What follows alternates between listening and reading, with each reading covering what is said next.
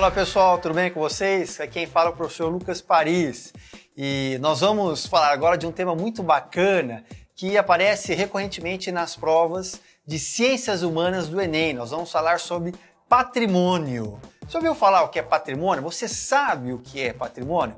Vou te dar uma dica, hein? Tem a ver com as imagens aí desse vídeo que está rolando no nosso slide inicial. Bom, como é então que nós podemos definir esse conceito, definir essa ideia?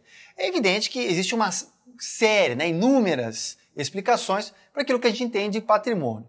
Trago apenas duas, as mais relevantes. A primeira delas é a origem etimológica do termo patrimônio. Ora, o patrimônio diz respeito às propriedades, aos bens, lá do pater familias, aquele cara que tinha todo o poder de uma família da Roma antiga. Com o tempo, a expressão patrimônio acabou tendo outros significados. E é por isso que nós temos hoje essa possível explicação, ou seja, é um conjunto de bens que tem uma certa relevância, tem uma certa importância para a identidade de um grupo. Então é com esse conceito que nós vamos aí aprofundar aquilo que a gente entende por patrimônio. Bom, outra coisa importante também. Toda vez que a gente fala em patrimônio, a gente tem que lembrar do tombamento. É uma palavra um pouco estranha, é verdade, Mas nesse caso, tombar não quer dizer cair, Tombar quer dizer preservar.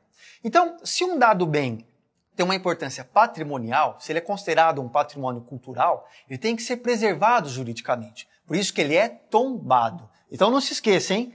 Tombar significa preservar. Agora, anota aí. Bom, dentre os tipos de patrimônio, existe aquele que nós chamamos de patrimônio material.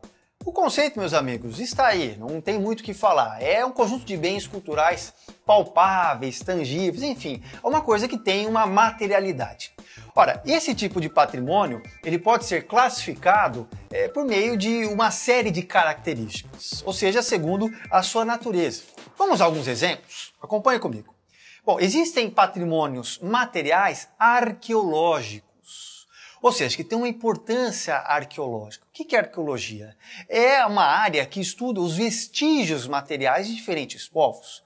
No caso, os povos mais antigos são estudados em arqueologia. Aqui no Brasil nós temos dois grandes sítios arqueológicos, um deles o Parque Nacional da Serra da Capivara, lá em Piauí, e também a região de Lagoa Santa, em Minas Gerais. Mas também existem outras formas de patrimônio. Existem aqueles que têm uma importância paisagística, ou seja, que têm uma relevância natural. É o caso, por exemplo, lá das cataratas de Foz do Iguaçu, ou então da cidade de Paraty, da Baía de Guanabara, do Rio de Janeiro. Bem, outros patrimônios, por sua vez, têm uma importância étnica ou étnico-racial. O exemplo que nós temos aqui é de uma região que antigamente abrigava o Quilombo dos Palmares. Portanto, devido à sua história, devido à sua relevância dentro da história do Brasil, essa área acabou tendo aí uma preservação patrimonial. Afinal de contas, ela tem tudo a ver com a memória afro-brasileira. Por sua vez, há também alguns patrimônios históricos.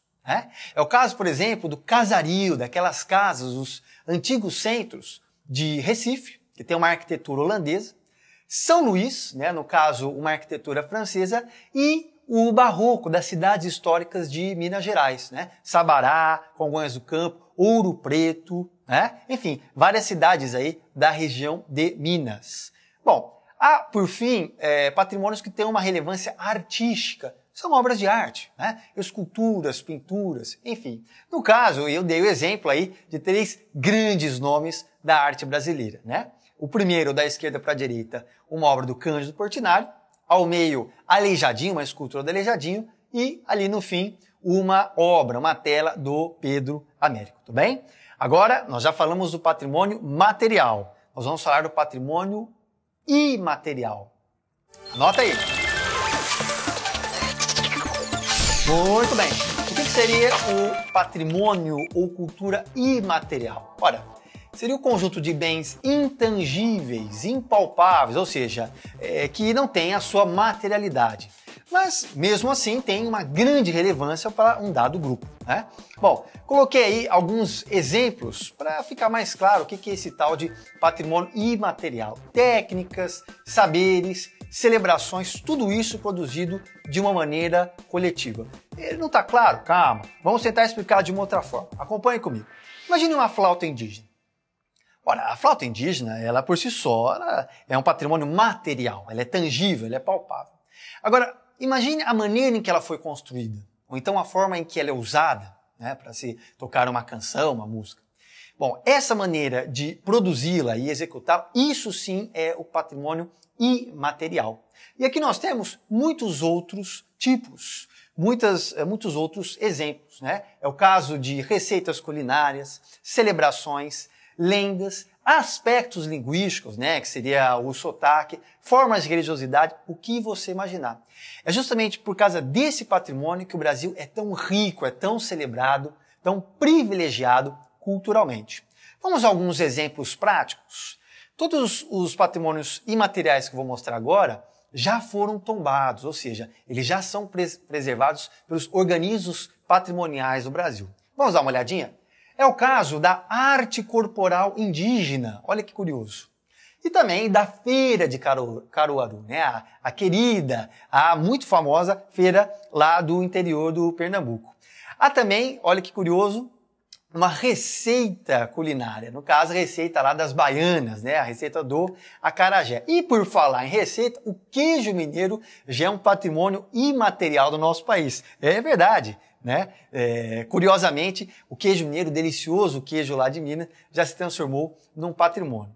O frevo, né? A dança, a música do Pernambuco também se transformou, e a capoeira, né? Aquela espécie de arte corporal, arte marcial vinda dos escravos. Outros exemplos, o samba do Rio de Janeiro, Bumba Meu Boi do norte do país. Olha que curioso, a maneira em que os sinos são tocados nas cidades históricas de Minas. Essa maneira já foi preservada, já foi tombada. E por fim, a festa super disputada, Festa do Divino do Espírito Santo. Ok? Espero então que vocês tenham entendido o que é patrimônio material e patrimônio imaterial. Tudo bem? Mas calma, não vai embora. Afinal de contas, agora é com você.